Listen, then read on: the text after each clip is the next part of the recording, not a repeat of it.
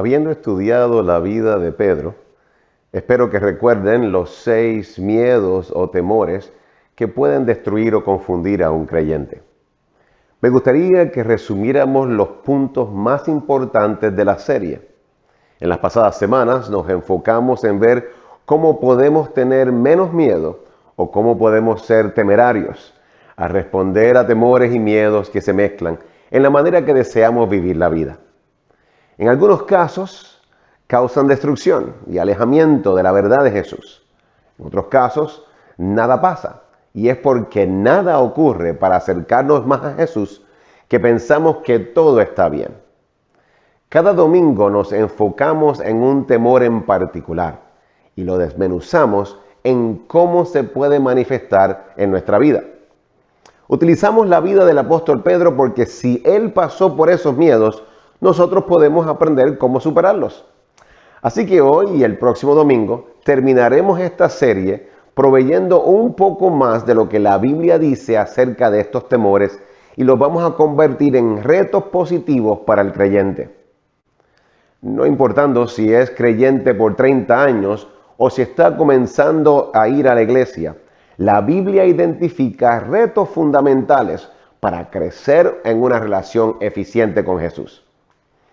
Cuando hablamos de retos, nos referimos a decisiones difíciles porque cambian nuestro sentido de control o percepción de seguridad. A través de la serie identifiqué 3 retos. El reto de conocer a Jesús. Este se refleja cuando nos conformamos en solo conocer acerca de Jesús y no a Jesús. El reto de vivir la vida abundante con Jesús. Este se refleja cuando pensamos que tenemos más cuando impresionamos a Jesús. Y el reto de amar como Jesús. Este se refleja cuando no deseamos incomodar nuestros propios prejuicios. Cada relación que desarrollamos en esta vida tiene siempre un sentido de conveniencia. Conveniencia en el sentido de que podemos recibir algo de la relación al igual que nosotros podemos sentirnos bien al introducir algo en la relación. ¿Me explico? Cuando tenía 16 años conocí a Ana. Me enamoré y me di a la tarea de conocerla. Entre llamadas cortas, notas, cartas y visitas, emprendimos un lindo noviazgo de unos 7 años antes de casarnos. Aún después de esa inversión de tiempo, todavía descubría cosas nuevas de ella. Hoy, 26 años de casado y si añado los 7 de novios, o sea, 33 años juntos, más de la mitad de mi vida, puedo decir que todavía estoy conociendo a Ana. Cada etapa de nuestra vida hay algo para conocer. Aunque diga que la conozco, que sé lo que le molesta, lo que le gusta, cómo piensa y lo que le gusta todavía de mí, no deja de sorprenderme lo mucho que aprendo de ella en momentos de dificultad, en mis momentos de dolor, en momentos de decisiones. Si usted está casado, entiende lo que estoy diciendo. El conocer a Jesús demandará no solo saber de sus milagros, su vida, su sacrificio por mí. Es entender que Jesús mismo dijo que le amáramos, que lo obedeciéramos, que lo imitáramos, en fin, que aceptemos que Él hizo algo por nosotros, aun cuando nosotros no le merecíamos. En el asunto espiritual, aunque Jesús ofrece salvación a todos, tiene que haber una inversión mía en la relación. Comenzamos a conocer a Jesús cuando aceptamos que Jesús, Hijo de Dios, Dios mismo, toma forma humana para restablecer la relación que se había roto en el jardín del Edén. Que lo hizo sin preguntarnos si lo deseábamos. Por esa relación, aún con su sacrificio en la cruz, no tiene efecto hasta que tú y yo la deseemos. En esa relación que nosotros no merecemos, pero anhelamos tener, Es esa la relación que decimos no nos importa hasta que necesitamos algo fuera de nuestro control. Es la relación que menospreciamos, aunque reconocemos a aquellos que la pueden disfrutar. Es la relación que insultamos, pero deseamos reconocer. No nos atrevemos a conocer a Jesús porque en verdad en una sociedad donde todo es permitido y todo se discute, el tener al Hijo de Dios muriendo por nosotros para perdonar lo que yo no creo es pecado es inconsecuencia. Vayamos a Juan capítulo 10, versículos del 1 al 15. Dice así: de cierto les digo, el ladrón y el salteador es el que no entra por la puerta del redil, sino que trepa por otra parte. Pero el que entra por la puerta es el pastor de las ovejas. A este el portero le abre y las ovejas oyen su voz, y él llama a las ovejas por su nombre y las saca. Y una vez que ha sacado a todas sus ovejas, va delante de ellas y las ovejas lo siguen porque conocen su voz. Pero a un extraño no lo siguen, sino que huyen de él, porque no conocen la voz de gente extraña. Una vez más, Jesús les dijo, de cierto les digo, yo soy la puerta de las ovejas. Todos los que vinieron antes de mí son ladrones y salteadores, pero las ovejas no los oyeron. Yo soy la puerta, el que por mí entra será salvo, y entrará y saldrá y hallará pastos. El ladrón no viene sino para hurtar, matar y destruir. Yo he venido para que tengan vida y para que la tengan en abundancia. Yo soy el buen pastor da su vida por las ovejas. Pero el asalariado, el que no es el pastor ni el dueño de las ovejas, huye y abandona las ovejas cuando ve venir al lobo, y el lobo las arrebata y las dispersa. Al que es asalariado no le importan las ovejas. Yo soy el buen pastor, yo conozco a mis ovejas y ellas me conocen a mí. Así como el Padre me conoce a mí, yo conozco al Padre y yo pongo mi vida por las ovejas. Juan 10. Jesús presenta una metáfora para que los fariseos y todos los que estaban tratando de entender pudieran conocerle mejor. Jesús hace un contraste entre el pastor y los ladrones que vienen a acechar las ovejas para robar, matar y destruir. Jesús establece que Él conoce las necesidades de su rebaño y que está dispuesto a darles vida abundante a los que estén bajo su cuidado. Pero está en la oveja seguirle. Está en la oveja conocer su voz. Aunque podemos tomar el contexto literal de conocer la voz audible, también está el aspecto espiritual, donde al conocerlo, podemos identificar cuando Él está trabajando alrededor de nosotros y en nosotros. Hoy día existen muchos cristianos que aprenden de Jesús, pero no conocen a Jesús. Aprenden la historia, pero no se han dado la tarea de conocer por qué esa historia es tan importante aún hoy día. Aprenden de sus milagros, pero no han experimentado el milagro de ser perdonados. Aprenden las disciplinas, pero solo buscan promover las que se ven, sin preocuparse del impacto de esas disciplinas en la vida personal del creyente. Debemos desear conocer a Jesús porque Él hizo algo por nosotros que no le pedimos, pero necesitamos. Debemos desear conocer a Jesús porque después de la muerte, el destino eterno del alma debe ser encontrarse con Jesús en el cielo. Debemos desear conocer a Jesús porque nuestra vida, aquí, ahora, tendrá sentido porque constantemente estamos buscando conocerle más y más. Miremos los versículos 12 al 14. Dice: Pero el asalariado, el que no es el pastor ni el dueño de las ovejas, huye y abandona las ovejas cuando ve venir al lobo, y el lobo las arrebata y las dispersa. Al que es asalariado no le importan las ovejas. Yo soy el buen pastor, yo conozco mis ovejas y ellas me conocen a mí. El conocer de verdad a Jesús empieza a materializarse cuando nos hacemos la pregunta: ¿quién está por encima de mí? Nuestra relación con Jesús se dará a conocer cuando nos veamos en la posición de tener que verdaderamente decidir entre Dios y el dinero, entre Dios y personas a quienes rendimos cuentas, entre Dios y ambiciones personales, entre Dios y nosotros mismos, aún entre Dios y seres queridos. Cuando estas decisiones ponen a Dios en el segundo plano, se nos olvida que Jesús pagó con clavos en sus manos y pies el derecho de ser el primero.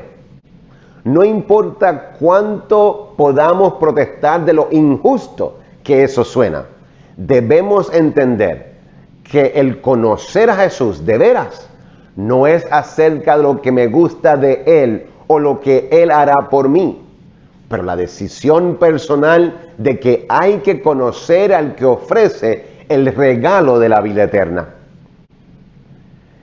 El conocer a Jesús demandará disciplinas. Es como cuando te enamoras, deseas conocer más a esa persona. Todo lo que piensa, todo lo que dice, todo lo que desea, todo lo que le gusta, te es importante.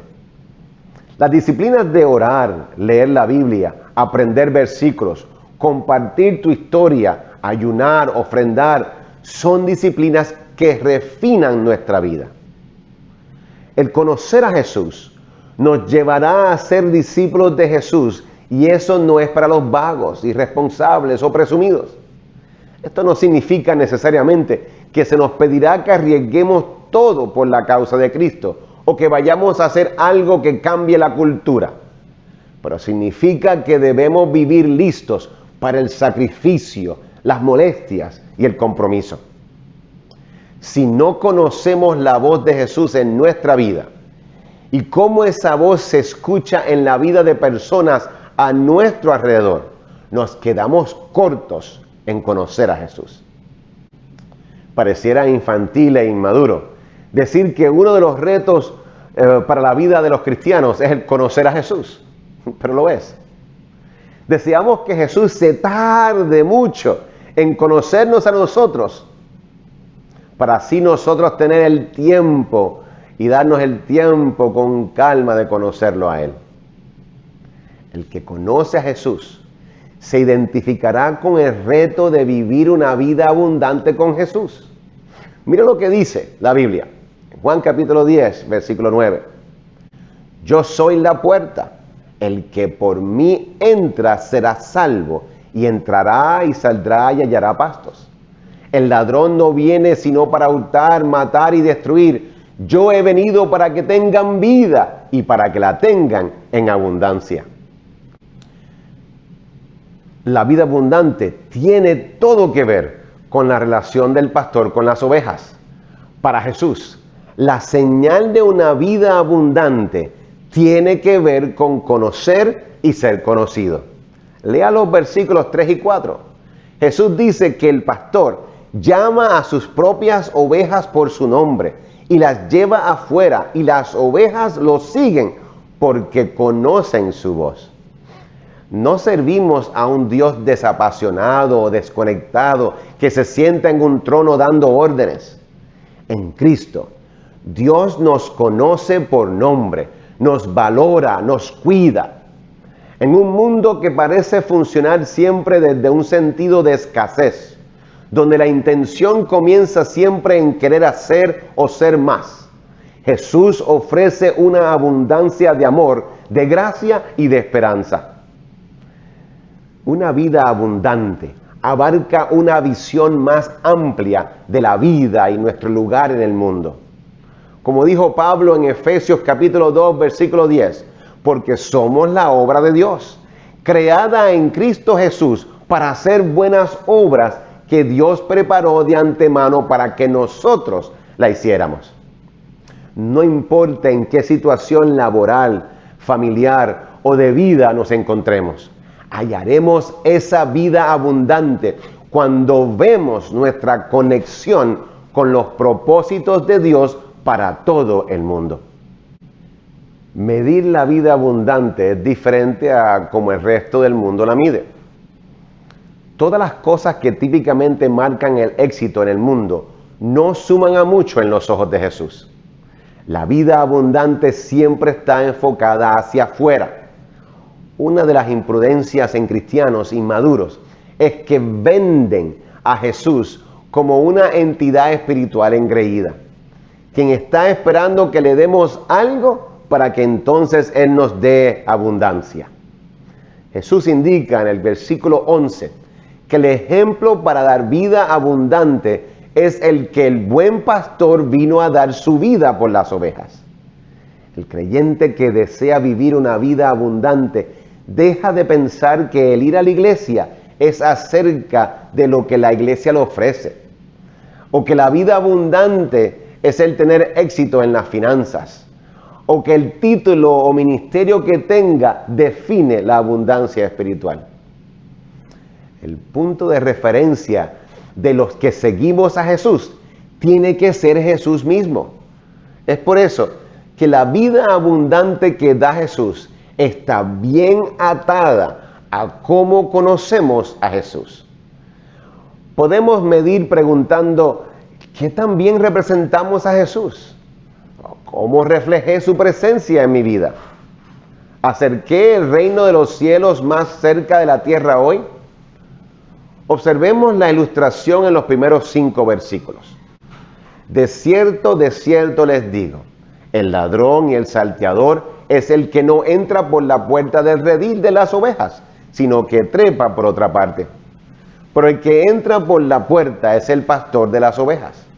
A este, el portero le abre y las ovejas oyen su voz, y él llama a las ovejas por su nombre y las saca.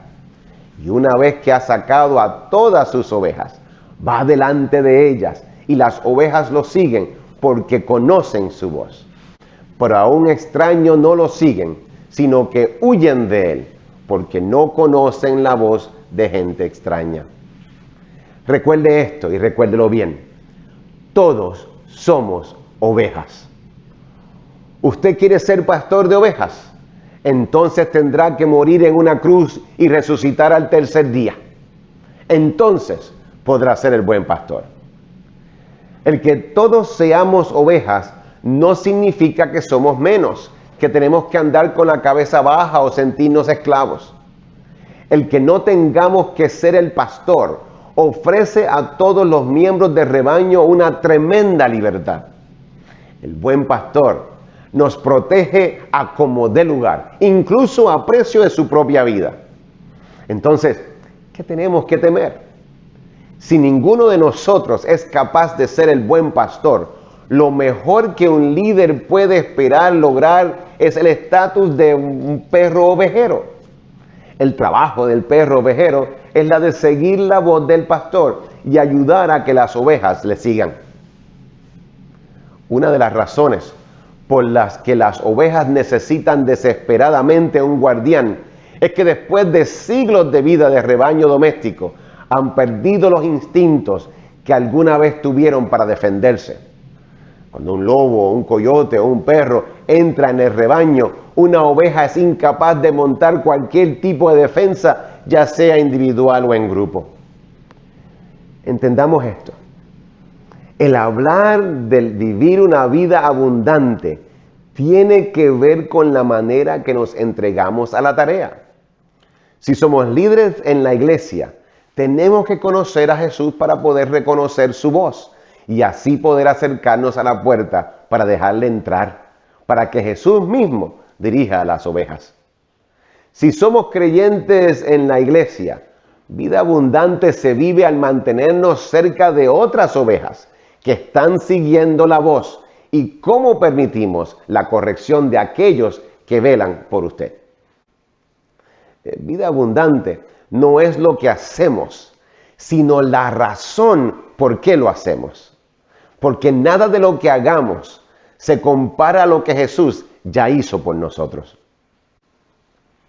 El versículo 1 dice, el ladrón y el salteador es el que no entra por la puerta del redil de las ovejas, sino que trepa por otra parte. Hermanos, hablamos de lo grandioso que es ser perdonado, pero todavía no le hemos confesado nuestro pecado escondido. Por eso estamos brincando de experiencia a experiencia, de iglesia en iglesia, de conferencia a conferencia, porque creemos que podemos mantener eso escondido. Y cada vez que Jesús comienza a retarnos a confesar, huimos y no por la puerta del frente. Así no se vive la vida abundante. Los versículos 2 y 3 dicen, pero el que entra por la puerta es el pastor de las ovejas. A este el portero le abre y las ovejas oyen su voz y él llama a las ovejas por su nombre y las saca. Hermanos, hablamos de servicio y entrega a Jesús, pero no deseamos pasar el trabajo en la disciplina para crecer. Por eso es más fácil criticar a líderes, comparar iglesias y buscar alguna manera para escabullirnos de responsabilidades y hasta disciplinas espirituales. Hacemos esto porque pensamos que la vida abundante es solo hacer y no hacer. Cuando Jesús da su vida en la cruz para darnos vida, Él no solo hace, sino que todo su ser se compromete. Al dar su vida, nosotros tenemos vida también. Por eso el cristiano que madura reconoce quién está entrando por la puerta que el portero está abriendo al pastor. En otras palabras, no solo las ovejas, sino también el portero reconoce la voz de Jesús. Esto es que el cristiano maduro vive abundantemente en la puerta, ayudando a las personas a escuchar la voz de Jesús y no se esconde o sale dejando a las ovejas desamparadas. Hablamos de promesas y llamados, pero no estamos dispuestos a ser pacientes para la recompensa. El cristiano maduro reconoce que su abundancia no está en la posición o en cuán excitante es lo que hace. De lo contrario, cristianos maduros ven dónde Dios les ha colocado para servir y en vez de estar alando para su propia comodidad, buscan la voz de Jesús y lo esperan con el portero. Vida abundante es para el creyente el regocijo de que está haciendo lo que se supone haga y lo confirman los que están también sirviendo con él o con ella. Vida abundante no es que estamos recibiendo pedacitos de gloria, es que ya recibimos en grande porción porque nos entregamos en grande. Nada de lo que damos y hacemos mide a lo que Jesús ya nos ha dado. Veamos en palabras sencillas cuán profunda es la vida abundante que Dios ha provisto. En Mateo 6, versículo 33, Jesús dijo, buscad primero el reino de Dios y su justicia, y las demás cosas serán añadidas. En Romanos 5, 8, Pablo le dice a la iglesia que Dios muestra su amor por nosotros, que aun siendo pecadores, Cristo murió por nosotros. Cuando verdaderamente nos entregamos a conocer a Jesús, empezamos a vivir la vida abundante con Jesús. Y esto transforma nuestro corazón para amar como Jesús ama. El autor aliancista A.W. Tozer, en su libro Preparando el regreso de Jesús, habla acerca del amor de Jesús. Escribió, en realidad, la salvación no fue comprada por el puño de Jesús, sino por sus manos perforadas con clavos, no por forcejeo, sino por el amor, no por venganza, sino por el perdón, no por la fuerza, sino por el sacrificio. Jesucristo nuestro Señor se rindió para que Él ganara. Destruyó a sus enemigos al morir por ellos y conquistó la muerte al permitir que la muerte lo conquistara. A.W. Tozer. Los versículos 15 al 18 cierran el pensamiento describiendo cómo Jesús ama. Dice, así como el Padre me conoce a mí, y yo conozco al Padre, y yo pongo mi vida por las ovejas, también tengo otras ovejas que no son de este redil. También a aquellas debo traer y oirán mi voz, y habrá un rebaño y un pastor. Por eso el Padre me ama, porque yo pongo mi vida para volver a tomarla. Nadie me la quita, sino que yo la doy por mi propia cuenta. Tengo poder para ponerla y tengo poder para volver a tomarla. Por un lado, vemos que Jesús ama a punto de dar su vida por nosotros. Por otro lado, identifica que no solo está interesado en las ovejas de esta iglesia. Hay todavía personas que no están en este redil, que Él está buscando, pero Él las busca con las ovejas. El reto de amar como Jesús es porque no deseamos incomodar nuestros prejuicios. Pensemos en lo que sucedió el 15 de abril del 2013, durante el maratón en Boston, cuando 2 ollas de presión explotaron al ser detonadas como bombas, causando unas 280 personas con heridas y 3 muertos. ¿Recuerdan el miedo y la ira que arrasó a la nación ese día? ¿Recuerdan las especulaciones en las noticias sobre quién había cometido este crimen? Decían que los sospechosos tenían lazos con organizaciones terroristas. De repente, se descubre a un adolescente acobardado, escondido bajo el toldo de un bote en bloques en una casa. Estaba herido y sangrando. Este chico, aunque nacido en el extranjero, hizo la mayor parte de su crecimiento aquí. Parecía tan normal. Sus amigos de la escuela no tenían ni idea. Según todos los informes, había estado bajo el control de su hermano mayor. No hay duda de que era culpable de un crimen en contra de más de 280 personas. La ley ofrece poca piedad para gente como él. Ser sentenciado a cadena perpetua en prisión sin libertad condicional es lo menos que puede esperar. Lo máximo, pena de muerte. No hay nada entre medio. ¿Realmente espera Jesús que lo amemos? ¿Realmente espera Jesús que seamos imparciales en nuestro amor? ¿Verdaderamente espera a Jesús que este asesino tenga la oportunidad de conocerle a Él? La verdad es que somos pecadores, así que probablemente no espera tanto de nosotros. Sin embargo, de todos modos, Él coloca el ideal del amor desinteresado por delante de nosotros. Pone la barra alta. El amar como Jesús ama demandará una vida de discipulado cristiano donde aprendamos a hacer todo lo posible para amar como Jesús ama. Esto no es natural para nosotros, aun si somos cristianos. Al Dios no mostrar parcialidad significa que nadie tiene la ventaja, que todas las personas son iguales ante Dios y ninguna es sobre otra. Tampoco hay indicios de una doctrina de separados, pero igual. Más bien, la única prueba que cuenta es la que Jesús habla en el corazón del humano. Si Dios nos muestra que nos hemos comportado injustamente, entonces tenemos que empezar a comportarnos justamente. Si Dios nos muestra que hemos sido racistas, entonces necesitamos iluminar nuestro racismo y sacarlo de nuestro sistema de pensar. Si Dios nos muestra que estamos rechazando a algunos que Él incluye, entonces tenemos que movernos a donde encontramos a Dios.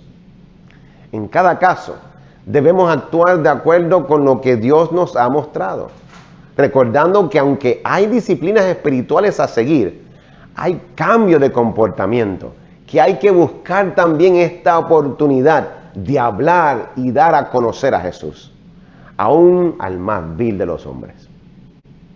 El amar como Jesús ama es dar testimonio del amor redentor y del poder de la resurrección. Es ser testigo de ese amor dentro de nuestra propia vida. Es demostrar con nuestras acciones y actitudes la presencia del amor presentado por Cristo en la cruz. Es en esa demostración que cualquiera puede escuchar del poder del amor, resurrección, perdón y renovación de vida. Para la iglesia dejará de ser un reto el conocer a Jesús cuando tomemos en serio el llegar a la iglesia a aprender de Jesús y la manera como Él transforma, perdona, cambia y restaura.